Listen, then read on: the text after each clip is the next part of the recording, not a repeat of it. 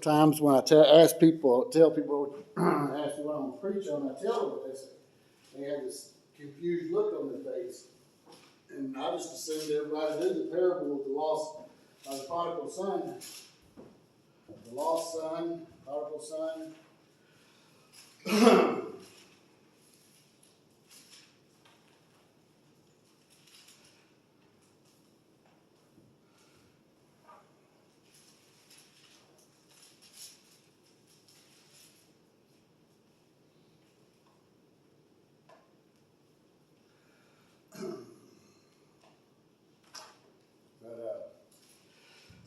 Chapter 15 of Luke.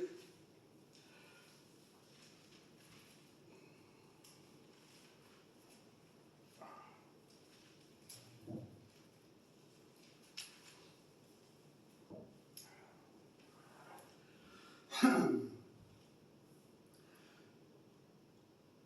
says here, Jesus continued. He's already told two parables, and one was the lost sheep, the other one was the lost coin. Now he's talking about the lost son. And keep in mind now, he's reading this in front of the Pharisees and from people from the Sanhedrin.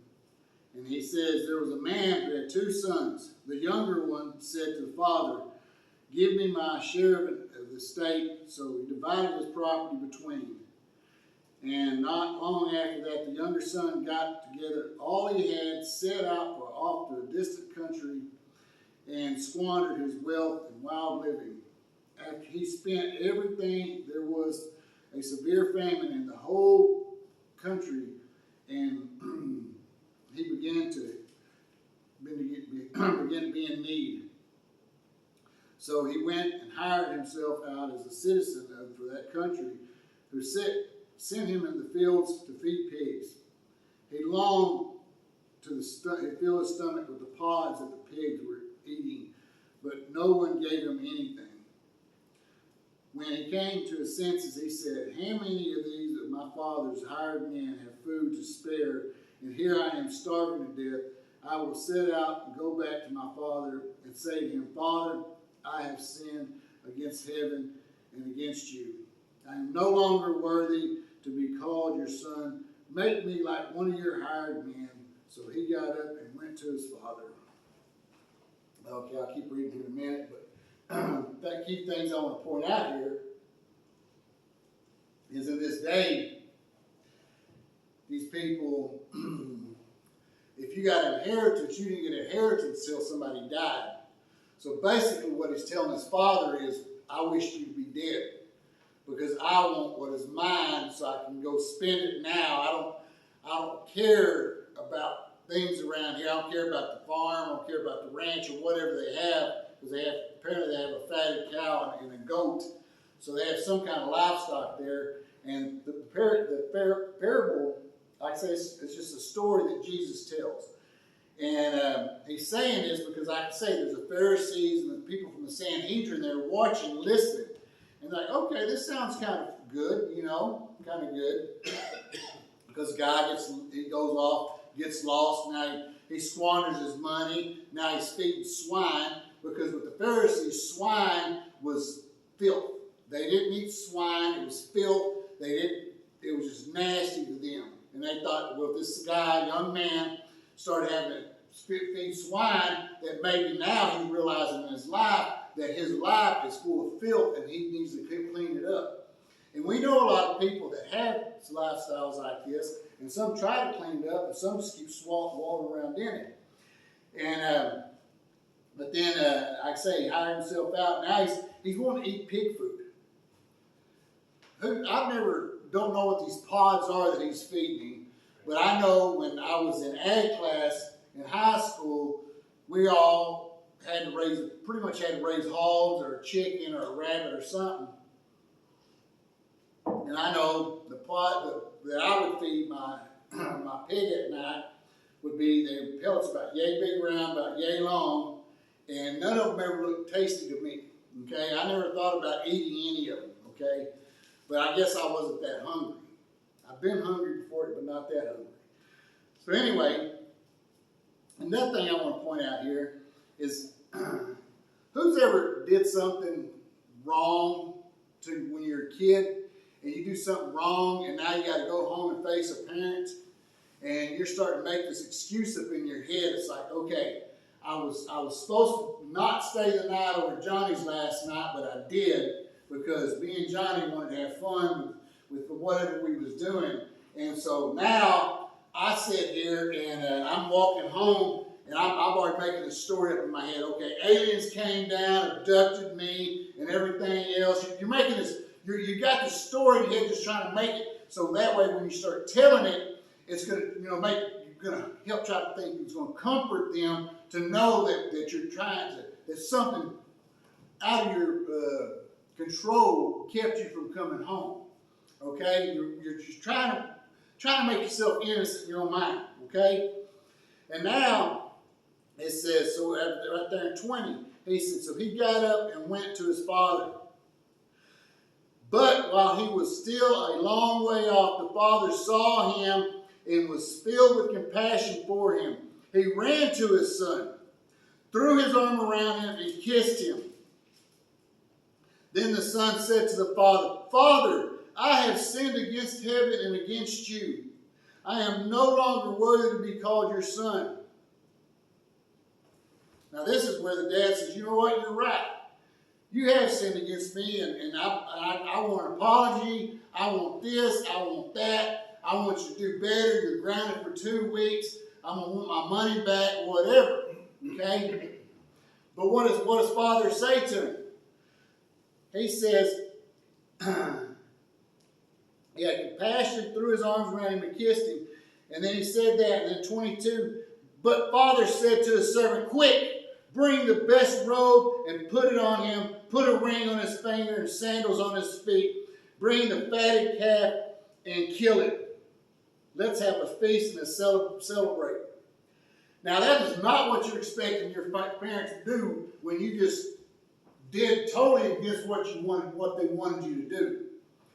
And that's what he's doing. He's sitting there, he's trying to wrap his mind around this stuff, but Father tells him. And see, this is one of the things right here that starts making the Pharisees and them people from the Sanhedrin start getting upset about it.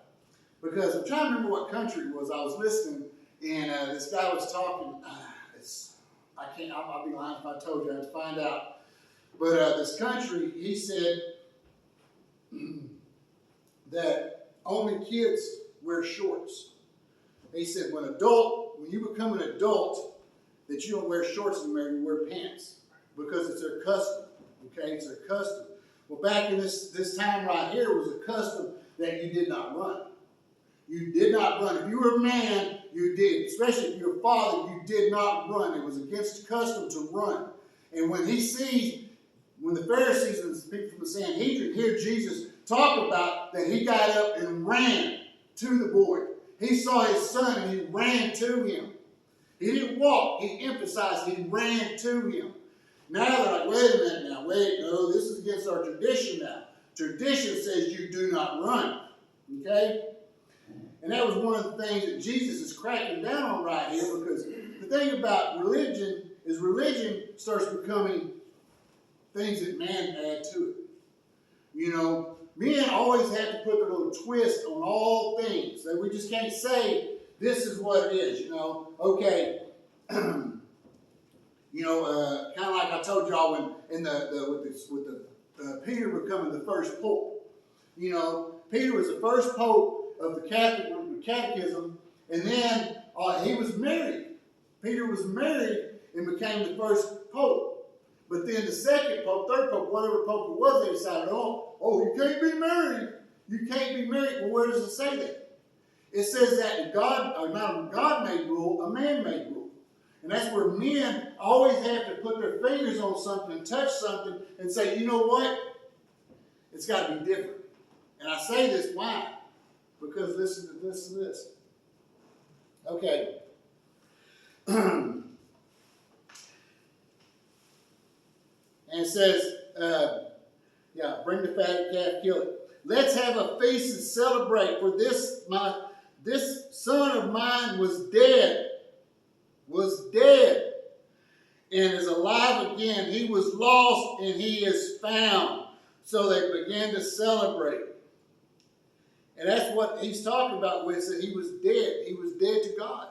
And that's what sometimes people become. They come dead to God because they come to church, they're alive, they want to worship God, they want to praise God, and then they just die off. Their flame goes out. But he says he was lost and now he's found. He was with Father. That's the reason he says he was lost and now he's found, because he was with Father, he got lost from Father, and he came back to Father. Okay? Now, this is where I talk about man-made rules. Meanwhile, the older son was in the field when he came near the house, heard music and dancing. So he called one of the servants and asked him, "What's going on?" "Your brother has come home," replied, "and your father has killed the fatted calf because he has him back safe and sound." The older brother became angry and refused to go in. So his father went out to plead with him. But he answered his father, "Look, all these years I've been slaving for you and never, I just threw another never in there, disobeyed your orders.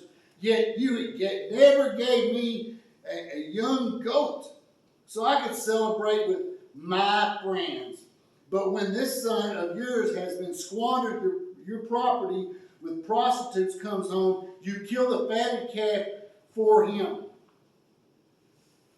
Okay, now, what does this sound like? This sounds like a person that's just sitting in the pews, trying to be good their entire life and everything else, and they see God's love, God's mercy, God's grace given out on somebody. And they're like, "Well, me, I've been good to you all these years. I've never ventured away." Which is a good thing. But the thing is, though, is you got to realize that he wasn't doing perfect. He wasn't doing perfect because why? What's the first thing right here? What does God tell us not to do? Be envious, right? And that's what he's being, is envious. Oh, wait a minute now. Wait a minute. And the thing about it is, what does he say?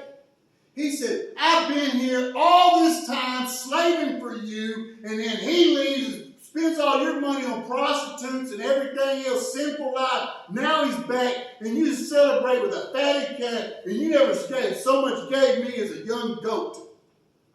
Why? But also he says what too? He said, a young goat for me and who? My friends. My friends. Did he say me and you, Father? No, he said me and my friends. He don't want Father. He don't want Father. What he wants from Father is what Father gives him when he knows that when Father dies, he's going to get his inheritance. Now he's getting all of it because his brother has squandered half of it. Now he's getting all of it, and now Father can't die fast enough for him, apparently. Because he said, he's like, "You do this for him, but yet you never gave me a goat to celebrate with my friends," because he didn't want Father in his life. He wanted what the Father has, and that's a lot of time what we want. We don't want God in our life, but we want what Father gives us. And I love the fact that God gives me mercy and God gives me grace. And God sees me as the son that just struggles to be. And that's what a lot of us are. We need to realize that we don't have these perfect lives. And even the older brother that was there all the time with Father, he don't live a perfect life because he's got envy in his heart. It's envy, and envy is a sin too. It's to be jealous of somebody. Because that's what God talks about. He said, don't worry about what the Joneses have. Don't keep up with the Joneses because you never will. People put themselves in financial ruins trying to keep up with their neighbors so they can have big trucks, big houses, big boats, and stuff they don't need. They'll put themselves in bankruptcy trying to keep up with somebody that God is blessing and don't want you to have that kind of blessing. Did you know that? So God blesses, and why does he do that? Why does God bless people like that? So that way there's a chance to be envious. Why do you think there's some people that can sit there and eat anything they want and be skinny as a rail? And there's some people that diet, eat apples and carrots and all that really good tasting food and gain weight. Because God makes us different. He blesses us differently. So that way we can have this little thing called envy, you know. And that's what this big brother is. He's envious of his little brother. He's like, I've lived a perfect life. And yet he hasn't. Yet I'm not getting what he does. And that's questioning God's blessings. Do we need to question God's blessings? Does this work? I want to read this in the Bible. Do we need to question what God blesses us with? Yet, and you say, well, you know, maybe if I knew God better. Maybe if I knew God better. But what about the people that left Egypt? 400 years of slavery. They leave Egypt. They're being fed with manna and water and everything every day. They see a pillar of light in front of them, a cloud that keeps them shaded in the day and keeps guiding them. And at night they see a pillar of fire to keep them warm. How many times have you ever seen a pillar of light, a fire, out of nothing? I've never seen it. But yet they have. So they know God is there with them. They know. And that's what people say. Look, if God spoke to me, I'd be a better Christian. Really? So you tell me Adam and Eve, they had it all. They were in a perfect place. And yet, that wasn't enough. It wasn't enough. We ruined stuff. We are just poor excuses of God's children that fall so short of the grace of God. And that's where he says, when the Father, he didn't hesitate. And that's what I'm saying. That's the kind of Father we need. That's the kind of Father that we have. That we need to realize that we have. When we sit there and we go off to another country and do something that we're not supposed to do, God does not sit there and slowly creeps to us. You know, like, oh. No. It says he runs to us. He runs to us. And that's, and not only that, but then he's like, we're still trying to give him excuses. He's like, shh. Get him a robe, get him a ring, get that fatted calf. That's the kind of Father that we have. That's the kind of Father that blesses us and loves us and all this. But sometimes the blessings that we have, you know, we think we had more. And I always thought of that too. You know, I thought, man, what happens if I won the lottery? If I won the lottery, that'd be so nice. I'd be so happy. That was before I started walking with God. I always thought if I had millions of dollars in my bank account, I would be a happy camper. Then I realized that I wouldn't. No matter how much money you have in your savings account, you're not going to be a happy camper. Because you're going to say, you know what? The old devil's going to get in you and you're like, man, that big old four-wheel drive, 350 Ford, whatever, you know, it's $140,000 and got all these gadgets and everything else. You know, I'm going to spend my money on that and buy it. I worked for a rancher one time doing what they call cowboy, you know, and taking care of cattle and everything like that. And well, anyway, he had this nice pickup. I think he paid $120,000 for it. And this is 6-7 years ago. So they've probably been upwards about $160,000, $180,000 now. And he was driving his pickup, and they had this thing called, on new vehicles now, it's called lane assistance. Lane assistance is when you're driving and you get too close to the stripe or too close to the solid line, it vibrates and it pulls you back over. Some vibrate. My car beeps. It beeps before it corrects me. Well, anyway, this guy, he thought his wheels was out of line. So he took it back to the dealership, told him, this thing is wheels out of line. I paid $120,000, $140,000, whatever for this pickup, and them wheels are out of line. They're like, no, sir, it's called the lane assist. The truck tries to correct your driving for you, so that way. And mine will even tell me, if it corrects me too much, it'll tell me, hey, pull over and take a coffee break. And it don't talk to me, it just puts it on the screen. But anyway, well, this guy, he tells me, well, how do I fix that? How do I turn that off? I don't want it on there. And like, well, so you get in this brand new $100-some thousand pickup, it's got a piece of duct tape there on the dash to let him know not to push that button. That he probably paid an extra $5,000 for that option. And now that piece of duct tape limits a $5,000 option. That sounds really smart with your money, doesn't it? Now, not only that, but he showed me this other option. You hit the button, the whole roof pulls back, and you had it's a king cab, and you had what you call moon roofs. It's tinted glass or whatever. And he probably paid $12,000 for that option. That was the second time that he rolled that back to use that. So between the two options, there's $17,000. $17,000 several years back, they'd made a heck of a down payment on a house. And an option that he's not even using.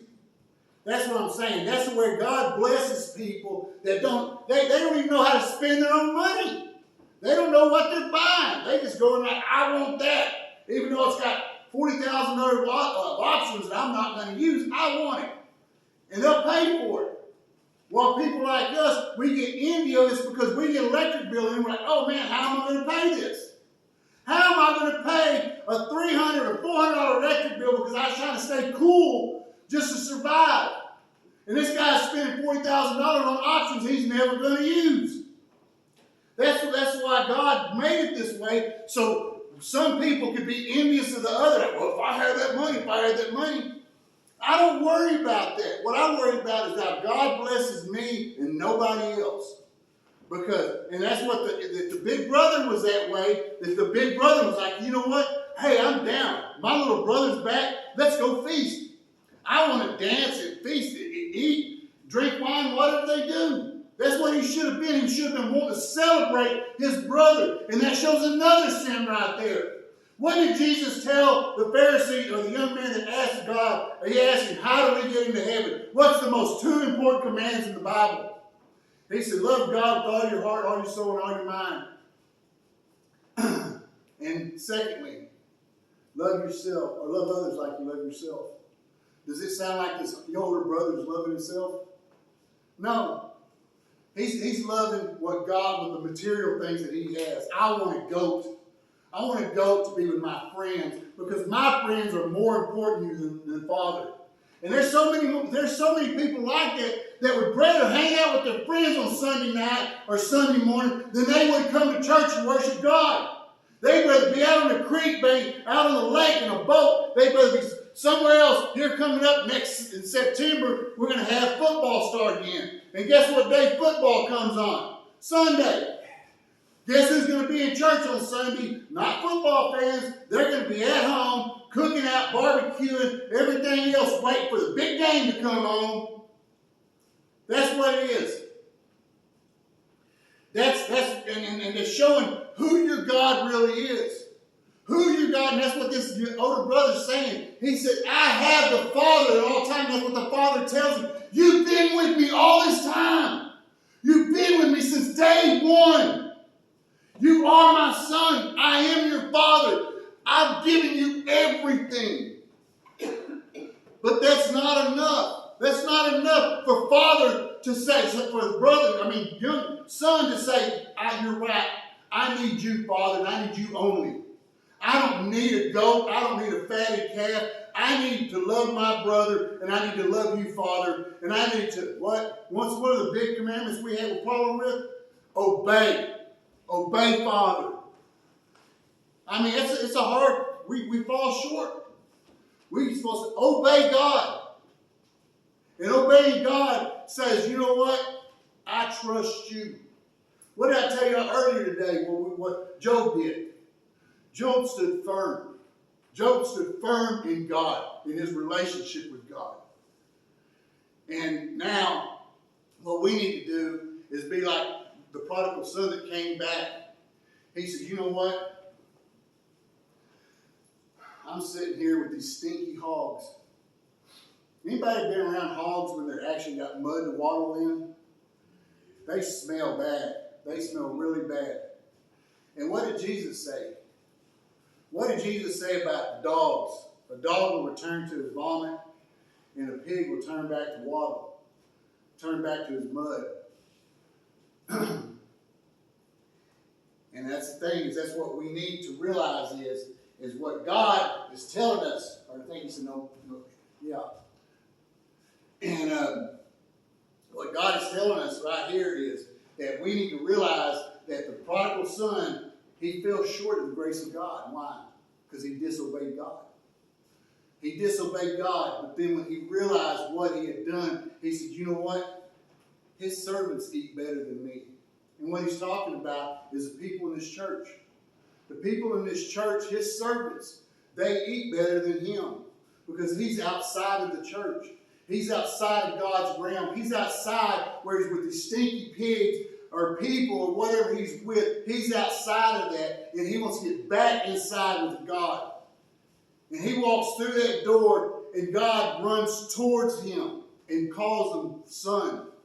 Don't question him. Don't say, you know what, you got, like, here we go again, religion. Catechism. Oh, well, you got to do so many Hail Marys or Bloody Marys or what? Not Bloody Marys, but you got to do so much confession to a man. You got to go and confess your sins to a man. And then he tells you what you need to do to make it right with God. What does it say in our Bible about that? It says confess to God. It says to confess to God. And as long as I know, that man sitting behind that little box that I can't see through, he's not God. God's not on this earth. He's inside of us, but he's not walking around in flesh that you can confess your sins to. That's what I'm saying. Men put their twist on stuff, and that's what this older brother's doing as well. He's saying that I've been here. I've been here. So he's trying to tell God, I deserve your love because I've been here and I've got good deeds. I've got good deeds, and as far as I know, what does it talk about good deeds being compared to? Menstrual rags? Menstrual rags in the Old Testament, not Old Testament, the old Roman, Hebrew, saying that our good deeds, it says clean in our Bibles is filthy rags. But regardless, have you ever held a filthy rag to a white rag and try to wash that right rag? They try to wash that dirty rag and get clean as that white one again. Ain't never going to happen, is it? No matter how much bleach, no matter how much Ajax, no matter how much oil or whatever these commercials show you, where they get grass stains all over this thing. Oh, you just put two pods in there and it comes right out. No. What takes to get our soul clean is not pods, not oil, it's not gain. It's what? God. And when we realize, when we come back to God, we need to realize that he is there for us. So anybody you see that strays away from the church, when they come back, don't think that God starts blessing them that you deserve more blessing. Because Jesus, 2 parables before this, he left the 99 to find the one. He left 99 sheep to find the one.